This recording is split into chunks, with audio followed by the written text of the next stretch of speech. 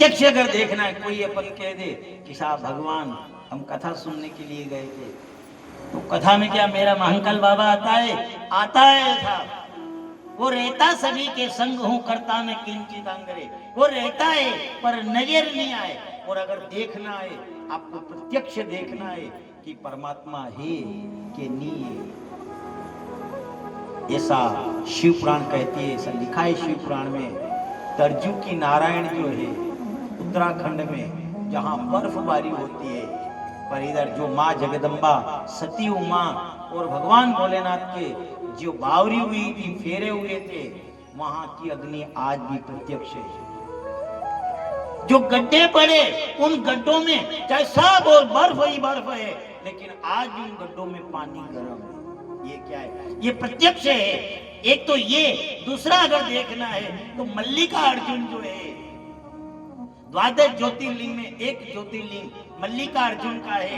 वहां पर 2 ध्वजा लगा चढ़ती है, उस शिखर के ऊपर 2 ध्वजा मेरे महाकाल भगवान भोलेनाथ के शिखर पर चढ़ती है, जो 15 दिन तक एक ध्वजा हवा के विपरीत उड़ती है, और 15 दिन तक एक लाल कलर की ध्वजा रहती है, एक सफेद कलर की ध्वजा रहती है, और वह हवा से विपरीत दिशा में उड़ती है।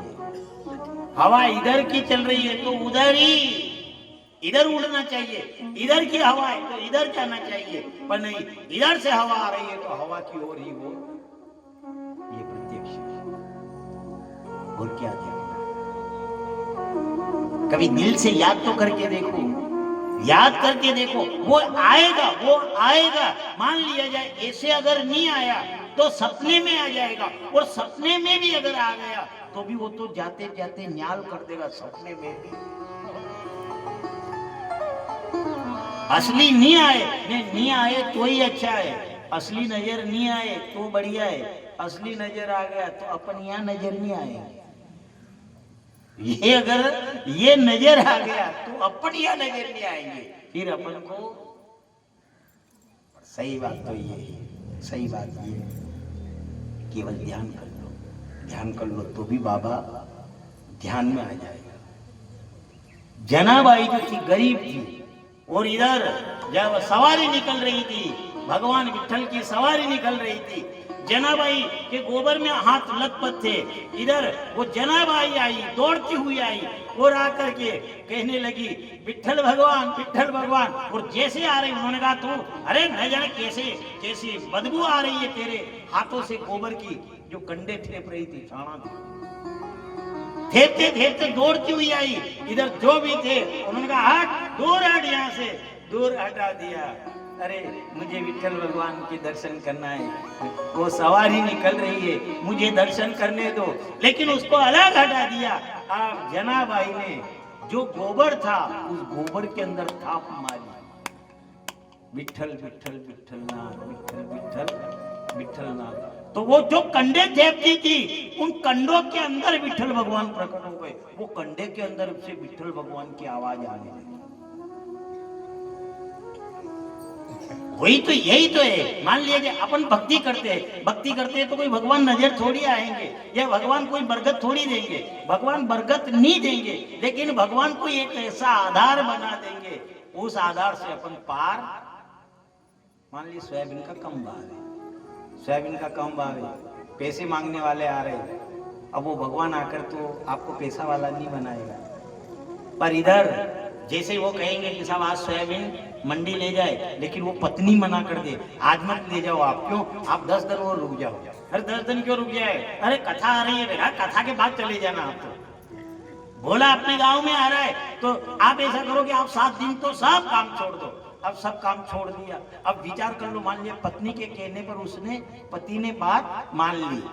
अब पति ने बात मान ली, और जैसे ही वो कथा आई, कथा गई, और 2-4 दिन और निकले, और उसका भाव दुगुना हो गया। अब बोलो साहब, फिर वो बेच करके आएगा, और दुगुने भाव में बेच करके आएगा, तो घर में आएगा क्या है, ये भाव गई, इतने पैसे आए। पत्नी बोलेगी देखो मैंने नहीं कहा था, मैंने कहा था जो आप जा रहे थे उस दिन अगर आप बेच करके आते तो इतने ही पैसे आते, और आज तो इतने आए। तो वो उसके मित्र से कहेगा अरे मैं जा रहा था लेकिन मेरी पत्नी ने मना कर दिया। एक विचार करना, वो पत्नी ने मना नहीं किया, वो आपकी पत्नी ने मना नहीं किया, वो तो उस पतित पावन ने पत्नी से कहलवाया, पत्नी को तो आधार बनाया। पर सही बात तो ये है कि वो जो करता है वो कर्ता विशंबर है मेरा बाबा। वो कर्ता विशंबर ने पत्नी को आधार बनाया और उसे मना करवाया। अब यही तो उस जनाबाई वो जो कंडे थेपती थी तो कंडे कम थेपती और अधिक कंडे हो जाते, कंडे कम थेपती और कंडे ज्यादा हो जाते। तो इधर जैसे इन्होंने कंडे थेपे तो और भी कंडे थेपने वाली थी, उन्होंने देखा अपने कंडे तो इतने से नहीं, इसके ज्यादा कंडे, वो उठा करके ले गई और अपने कंडों में जमा लिया। जनाबाई रोने लगी, मेरे कंडे की चोरी कर ली, मेरे कंडे की चोरी कर ली। अब राजा के पास में गई रोती रोती, राजा ने कहा क्या तेरे कंडे का क्या पता है कि तेरे कंडे कौन से? जनाबाई ने कहा मेरे कंडे बोलते हैं, मेरे कंडे मेरे साथ बोलते हैं कि विठल विठल विठल भगवान, विठल भगवान का गुणगान करते हैं। उन्होंने कहा ये क्या कोई कंडे बोलते हैं? आप जैसे ही वो राजा साथ में आया और देखिए तो आवाज लगाई, जो कंडे की थप्पी जमा रखी थी उस कंडे की थप्पी के वहां पर जाकर और जनाबाई कान लगाती है तो आवाज नहीं आई। उन्होंने कहा इसमें नहीं है मेरे कंडे, इसमें मेरे कंडे नहीं है। फिर थोड़े और आगे गई, फिर जाकर कान लगाया जहाँ ढेर लगा हुआ, वो कान लगाया, उसमें भी आवाज नहीं आई। थोड़ी और दूर गई और देखा तो सबसे नीचे ही नीचे जो कंडे जमा रखे थे उनके अंदर से आवाज आई, विठल विठल विठल दांत, विठल विठल विठल नाथ। उन्होंने कहा इन कंडों में मेरे कंडे हैं। और ये कंडों को अलग फेंका, देखा राजा ने कान लगाया तो कंडों के अंदर से आवाज आ रही थी। वो गरीब थी लेकिन राजा उसके चरणों में गिर गया। उसके बाद तो गांव वाले कितने आ गए, उन्होंने कहा 10 कंडे हमने भी चोरी किए थे, ये आपके कंडे। उन्होंने कहा ऐसा नहीं हो कि कहीं अपनी चोरी याद आ जाए। जिन्होंने चोरी करी थी वो सब दौड़ दौड़ करके आ करके और जनाबाई के चरणों में गिर गए। इसलिए एक ध्यान रखना, कोई ये थोड़ी केवल अपना मन साफ सुथरा होना चाहिए। मान लिया जाए बोले भोलेनाथ की बोली बादशाह आया करो वटे वहां ने वहां भोलेनाथ नहीं तो की ने घरे ले जाओ ने, अगर अपनी करनी अगर सही नहीं है तो फल थोड़ी दे। सही बात तो यह है, केवल आप तो वहां से जाकर देखो। आज विवाही कथा है, एक कारण और घर में दुखी होने का कारण ये कि अपनी घना घर में जावा, मैं भी जावा वी के बाबूजी माँ के घर में कणा कही हुई हो ने कोई एक और असर है, कोई तो असर है कि सब लाड़ी जो आवे घर में बहू आवे बन के माथे वो कलंक थेपी दे कि जनी दंती माई घर में ये आई, वनी दंती माई घर को न बन को पग फेरो। अब पग फेराते कई वे यार, पग फेराते कभी कुछ नहीं वे कहीं। कर्म अपने गलत है, कर्म अपने गलत है तो जाकर के घर की बरगद गई। और अगर नहीं यकीन हो तो आप जो आपके जो वृद्ध घर में माता पिता है आप उनसे पूछ सकते हो। पूजा कक्ष के अंदर भगवान विष्णु का निवास रहता है, पूजा कक्ष के अंदर भगवान का निवास रहता है, मेरे भोलेनाथ का निवास रहता है, गजानन जी का निवास रहता है। पर घर की जो रसोई घर है उस रसोई घर में अन्नपूर्णा माता का निवास रहता है, जहां अपन रसोई बनाते हैं। अब नियम तो ये है, आप देखना पहले इनको, जो अपने घर में कोई वृद्ध हो उनसे पूछना, आप तो सबसे बड़ा उनसे मालूम पड़ेगा। पहला तो ये क्या करते, होली की जो अग्नि ले जाते, होली से होली तब तक चूल्हे के अंदर अग्नि रहती थी। और सबसे पहले 5 बजे जैसे ही सवेरे पहले उठे और चाय नहीं बनाए उससे पहले वहां की साफ सफाई करके फिर शुद्धता ला करके और ब्रह्म मुहूर्त में उठ करके अन्नपूर्णा माता को प्रणाम करके साफ सफाई करके उसके बाद फिर चाय अब मान लीजिए तपस्या है ब्रह्म मुहूर्त में उठना, उसके बाद में इनके कर्म को देखो तो साहब घर के अंदर हर प्रकार से बिल्कुल बरकत ही बरकत। नियम कोई माता बहन तो ऐसी कि स्नान करके और फिर जाना, पर ये क्या समय पे सोते। आजकल ये समस्या ज्यादा आ गई। अब रात में 11 तो अन्य देखवाऊं बजी जा, अब अन्य देखवाऊं बजी जा तो पचे दिन में नींद उड़े, सब नींद खुले। अब पचे कई करे कि साहब ये सफाई ने सब तो कहाँ गई ने। पहली बात तो यह अन्नपूर्णा माता के वहां बिल्कुल साफ सुथरा होकर के जाना। अब मान लिया जैसे ही उठे देर हो गई, देर हो गई चाय बनाना, अब जैसे अब गैस भी नहीं है, अभी तो ये और कैसा है, ये भी लाइट का चूल्हा जो जड़ हुआ तपेली में पानी भरियो ने ऊदी वाली चूल्हा वहां बीजा कर। अब बोलो साहब वो चाय पिया वाली की कई कंडीशन रहेगा बच्चे, और 10-12 बगई तो वह चाय बनावा वाली खावे बेटी। अब बोलो साहब ने फिर के माई घर में कौन घूमियो, कोई नहीं घूमियो, सवेरे पहले आप ही घूमिया था, आपके घर में कौन घूमा। कर्म जितने भी गलत है, कुछ कर्म आए तो कभी कभी अपने अंदर तो जा करके देखो। बुरा जो देख न मैं चला, बुरा न मिलिया कोई, जो खोजा अपने आप को, मुझसे बुरा न कोई। कभी दूसरे के ऊपर दोष मत देना दूसरे के ऊपर दोष। जितनी भी गलती सब गलती अपनी है। बेटा अगर गलत रास्ते जा रहा है अपनी गलती है, बेटा अगर गलत रास्ते जा रहा है अपनी गलती है। विचार कर लो, अगर मान लिया जाए ऐसी अगर अपनी भूल नहीं होती तो भगवान भोलेनाथ को देखो, 7 पुत्र हुए, 6 पुत्र तो एक साथ हुए थे, जिसको षडानंद कहते हैं। एक उपटन करके और माँ जगदम्बा ने उपटन करके जैसे गणपति जी को प्रकट किया था। विचार कर लो, ये भी माता पिता है, अपन भी माता पिता है, पर जितनी भी भूल है, जितनी भी गलती है, सब गलती अपनी है। और कहा जाता है जो गर्भवती माता, सबसे पहली एक ही बात है, गर्भवती माता इस अगर कथा को सुने तो उसके सुयोग्य पुत्र की प्राप्ति होती है। साक्षात मेरे शिव जैसा पुत्र उत्पन्न होता है, योगी पुत्र उत्पन्न होता है। हाँ, मंदिर पे नहीं जाएगा ने, पहली बात तो डॉक्टर भी नहीं कहेगा मंदिर है जा जाओ, वो दवाएं दे देगा। मंगलवार को तो मोरा जी के माथे आ जाओ, ने बुधवार की था के ननन के माथे आ जाओ, ने गुरुवार के दिन सोई जाओ, ने शनि शुक्रवार के दिन टीवी देख जो, ने रविवार के दिन मग पाई जाओ, ऑपरेशन कर देगा था। एक लिस्ट तैयार करवाई, कम से कम इतना तो विचार करो।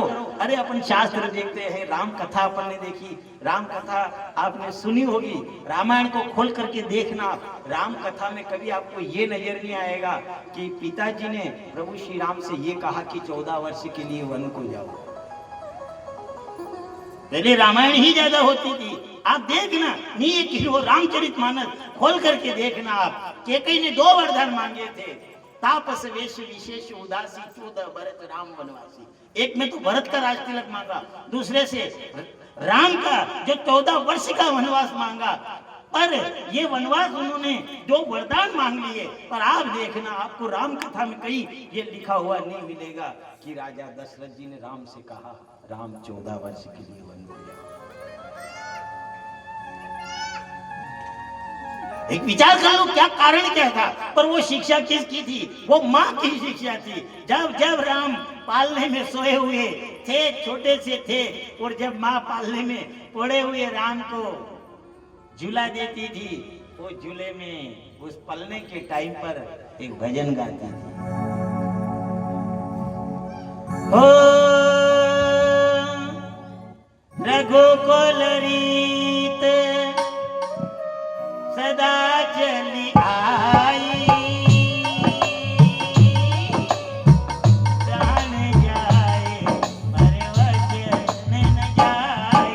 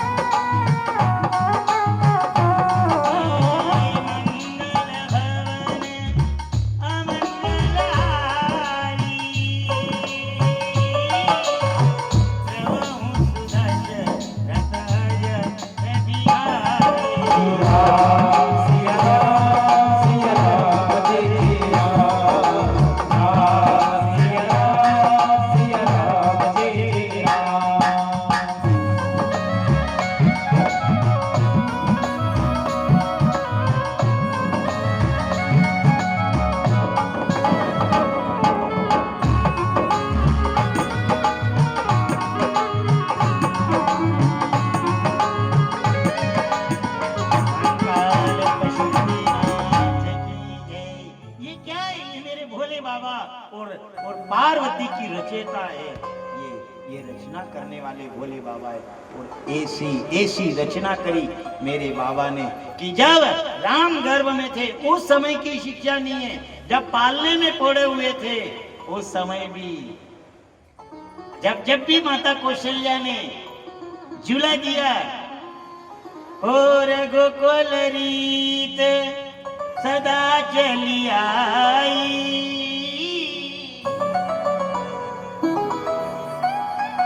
प्राण जाए पर वचन न जाए। ये शिक्षा काम है।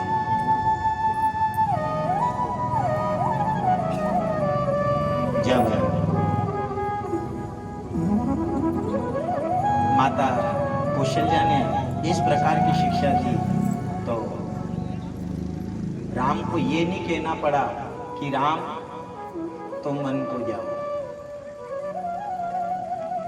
ये क्या, ये लोरी, एक तो वो लोरी थी, एक तो वो लोरी सुनाई ने, एक अबार आपने भी लोरी सुनावे, कोई जरे नाना जोरिया में बागड़ बोले ने बहु छोरो कणा के बागड़ा बोले रो रोडिया में वडे ने बजे के भगवान कई हो अब कई हो थाने लोरी ऐसी होने के बागड़ बोला जे तू रोडी में वो रेडी तो के ही ने पाछे वो छोरो कणा के रोडिया में पड़ियो ने के भगवान बाबू करम बुडियो यो कई नहीं हो, सब करम अपना गलत है।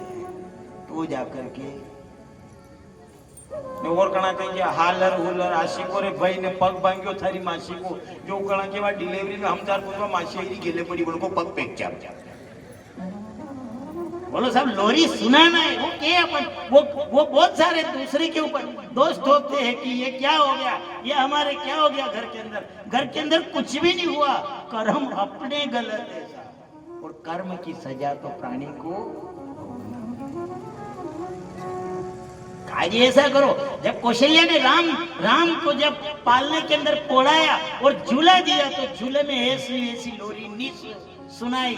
सदैव कौशल्या ने अगर लोरी सुनाई तो एक ही लोरी सुनाई, रघुकुल रीत सदा चली आई, प्राण जाए पर वचन नहीं जाए। ये बचपन में जो राम जी छोटे थे उस समय माता की एक वाणी सुनी, और सुन करके जब बड़े हुए उस समय आया तो पिता के मुंह से ये निकलवाया कि मैंने 2 वरदान दे रखे थे मेरे राम मन को जाओ, चले गए।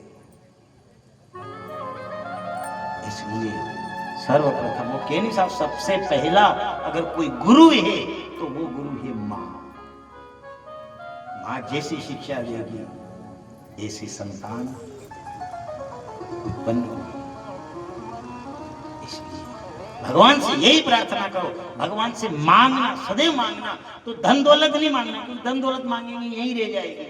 मेरे बाबा के वहां भी जाओ, भोले बाबा के वहां भी जाओ, तो उनसे एक ही चीज मांगना, कभी मांगना भी हो वो क्या नहीं मांगते बने और मांगते भी नहीं आए। मांगना हो धन दौलत ऐश्वर्य संतान, ये मत मांगना।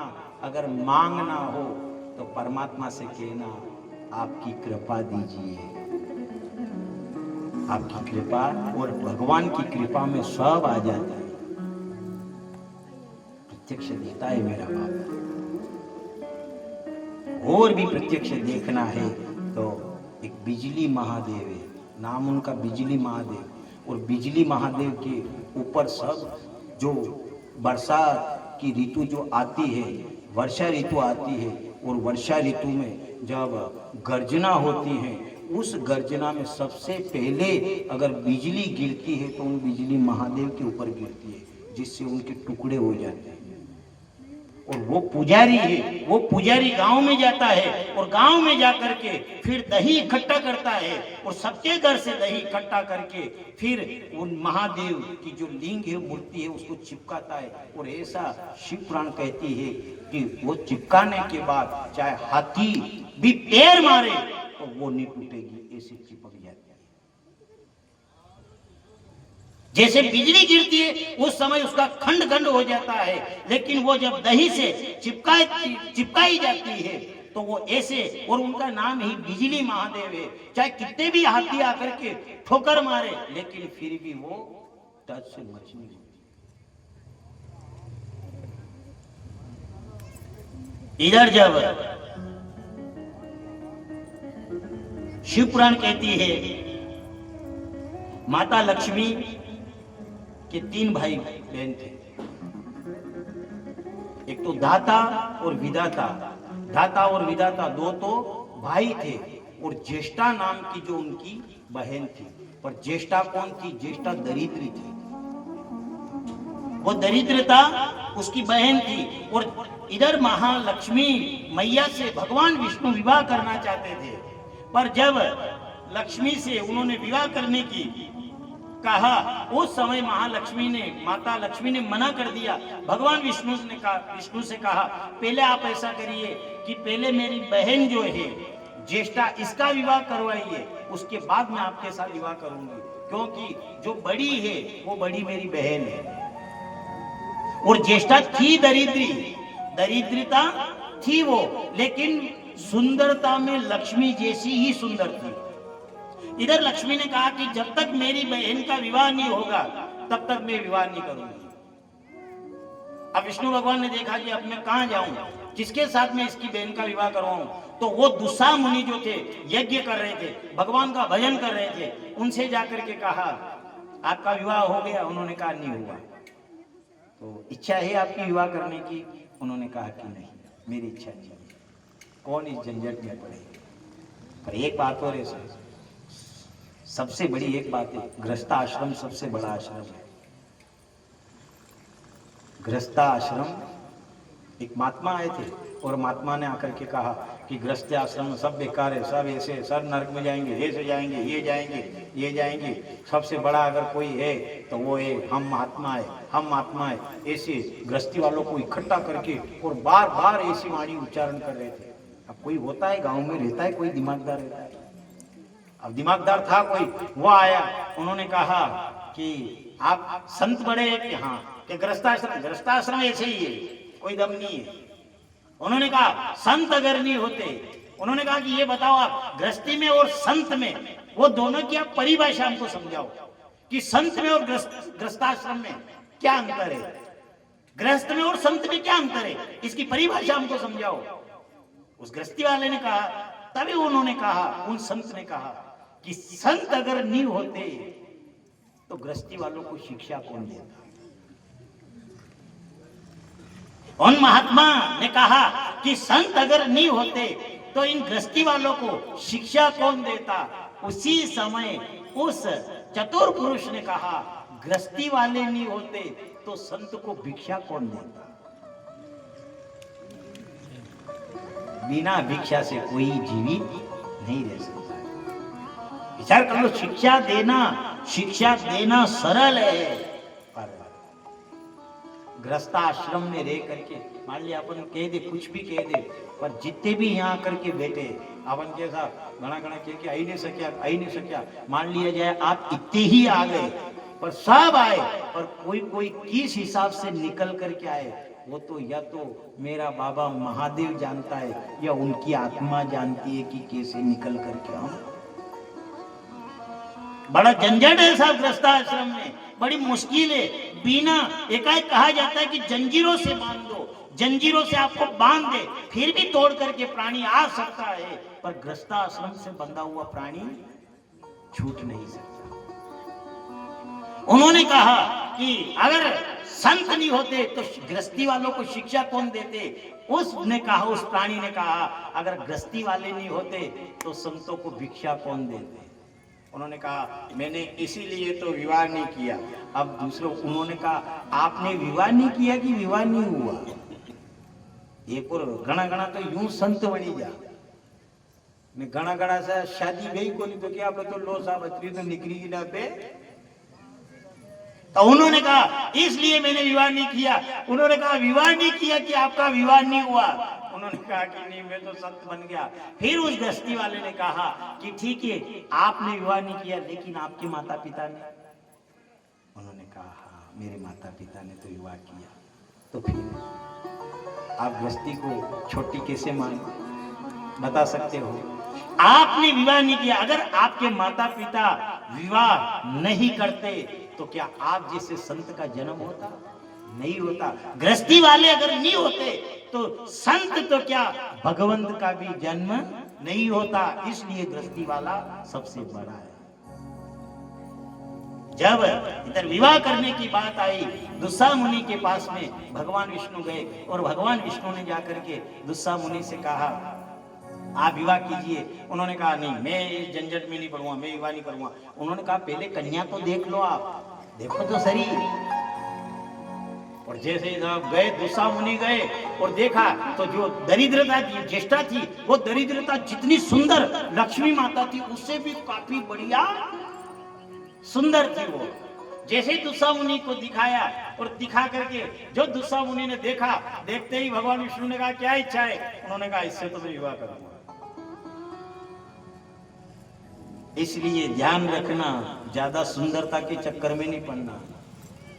पतिव्रता में ली बली और काली कलोच कुरो,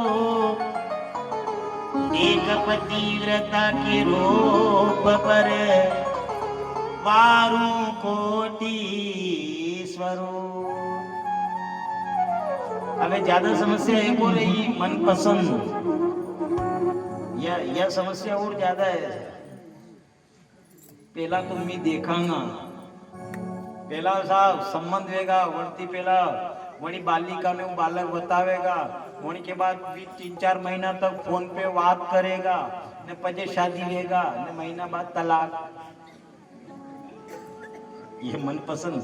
पहला तो माँ केरी का बामण भी अगर रिश्तो करिया था नहीं तो वो रिश्तो मान्य रहतो। ये आर्गन वजह वाला भाई साहब ये ऐसा करिए गामा गामा में जाता मान लिया जाए और के बालक और बालिका दिखाई